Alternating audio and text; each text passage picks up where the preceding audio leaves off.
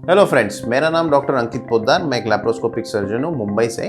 तो आज हम बात करेंगे कि गॉल ब्लैडर स्टोन की जांच कैसे करती है और उसकी ट्रीटमेंट क्या होती है।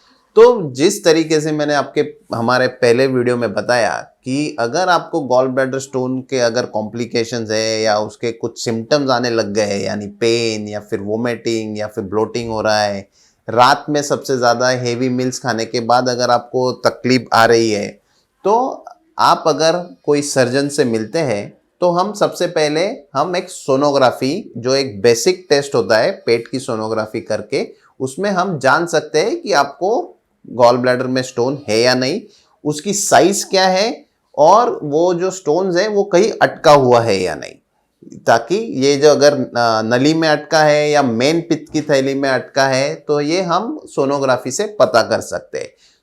और बाकी के जो हम सब बेसिक टेस्ट करते हैं, यानी कि सीबीसी, जिसमें अगर इन्फेक्शन है तो वो डब्ल्यूबीसी जो वाइट पेशी होती है वो बढ़ने की चांसेस दिख सकते हैं, तो वो हम जो बेसिक टेस्ट है वो करते हैं। तीसरा टेस्ट है कि लीवर फंक्शन टेस्ट, मतलब कि एलएफटी, जिसमें हमको पता चलता है कि आपके लीवर पैरामीटर कुछ खराब है या नहीं, वेदर आपको जॉन्डिस हुआ है या नहीं है, वो हम पता कर सकते हैं। ये सोनोग्राफी अगर इसमें काफ़ी बार अगर नहीं पता चलता है तो हम एडवांस टेस्ट भी कर सकते हैं, जिसे हम सीटी स्कैन या फिर एमआरआई भी करने की कोशिश करते हैं, जिससे हमको और डिटेल में जानकारी मिलती है कि स्टोन्स कहाँ अटका हुआ है, उससे कुछ सूजन है या नहीं, वगैरह वगैरह। तो इसके ऊपर जो ट्रीटमेंट है वो हम अभी बात करेंगे। बहुत सारे पेशेंट्स आते हैं ये सोच के कि उसके ऊपर कोई मेडिकल ट्रीटमेंट है या फिर टैबलेट की वजह से वो स्टोन्स पिघल सकते हैं या फिर सिर्फ सर्जरी ही ट्रीटमेंट है। तो बहुत सारे जब पेशेंट मेरे पास आते हैं तो वो चाहते हैं कि उनके कोई टैबलेट्स वगैरह की वजह से वो स्टोन पिघल जावे। पर पूरी दुनिया में स्टोन जो होते हैं, जो गॉल ब्लैडर स्टोन्स होते हैं, वो कोई भी टैबलेट से, आप आयुर्वेदिक टैबलेट करिए या होम्योपैथिक टैबलेट करिए या एलोपैथिक टैबलेट करिए, वो स्टोन्स ऑटोमेटिक पिघलते नहीं है। इसके ऊपर सिर्फ एक ही ट्रीटमेंट है। ये ट्रीटमेंट है कि उसको सर्जिकली गॉल ब्लैडर को निकालना ही पड़ता है। तो बहुत सारे पेशेंट ये भी जानने की कोशिश करते हैं कि गॉल ब्लैडर ना निकालने से अलावा सिर्फ हम स्टोन निकाल सकते हैं क्या, जैसे कि किडनी की स्टोन में हम कैसे सिर्फ स्टोन निकालते हैं। तो बहुत सारे पेशेंट ये भी पूछते हैं कि हम सिर्फ स्टोन निकाल लेवे और गॉल ब्लैडर वैसा ही रखे तो ऐसा कोई मॉडलिटी या ट्रीटमेंट अवेलेबल है क्या।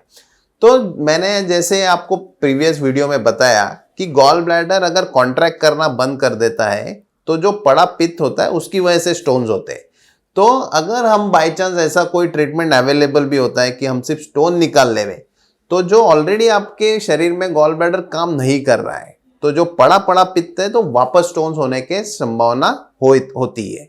तो इसका इलाज सिर्फ और सिर्फ गॉल ब्लैडर रिमूवल, मतलब शरीर से निकाल के, वही उसकी ट्रीटमेंट है।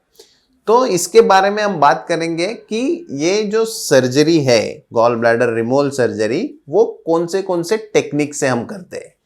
तो पुराने जमाने में ओपन सर्जरी करते थे, मतलब कि यहाँ पे एक बड़ा चीरा लेके वो गॉल ब्लैडर निकालते थे। पर एज एडवांस जो टेक्निक्स है हम ये लैप्रोस्कोपी से करते, उसको ही दूरबीन से भी कहा जाता है। तो लैप्रोस्कोपिक सर्जरी माने कि हम शरीर में 3 से 4 छोटे छोटे होल करके एक बड़ा स्क्रीन के ऊपर हम ये पूरा सर्जरी देखकर ये परफॉर्म करते हैं। इस चीज की वजह से पेशेंट को रिकवरी में काफी हेल्प होती है। बड़ा कट ना होने की वजह से इन्फेक्शन होने के चांसेस काफी कम होते हैं। पेशेंट दूसरे दिन अपने काम पे भी जा सकता है और इस वजह से कोई कॉम्प्लिकेशन होने के चांसेस काफ़ी कम हो सकते हैं। अगर बाय चांस अगर आपके लीवर फंक्शन टेस्ट में अगर जॉन्डिस दिख रहा है तो उसके ऊपर की जो ट्रीटमेंट है वो चेंज हो जाती है। तो जॉन्डिस जब भी हमको दिखता है, इसका मतलब कि जो स्टोन्स है वो मेन पित्त की नली में जाके अटका हुआ है।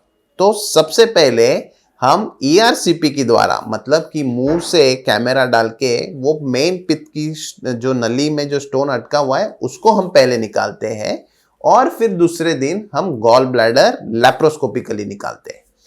तो ये है पूरा इसका ट्रीटमेंट। तो ये वीडियो में हमने जाना कि गॉल ब्लैडर स्टोन की जांच कैसे करनी है और इसके ऊपर की ट्रीटमेंट मोडेलिटीज क्या है। तो अगर इसके रिलेटेड अगर आपको कोई भी डाउट है कि इसकी जांच किस तरीके से करनी चाहिए और उसके ऊपर की जो ट्रीटमेंट है वो कैसी करनी चाहिए, तो आप हमें या तो आपकी नज़दीकी किसी भी सर्जन को जाके मिल सकते हैं। अगर आपको कोई क्वेरी है तो हमारे कमेंट बॉक्स में आप पोस्ट कर सकते हैं। मैं और मेरी टीम में से कोई भी मेंबर आपको रिप्लाई ज़रूर करेंगे। Thank you.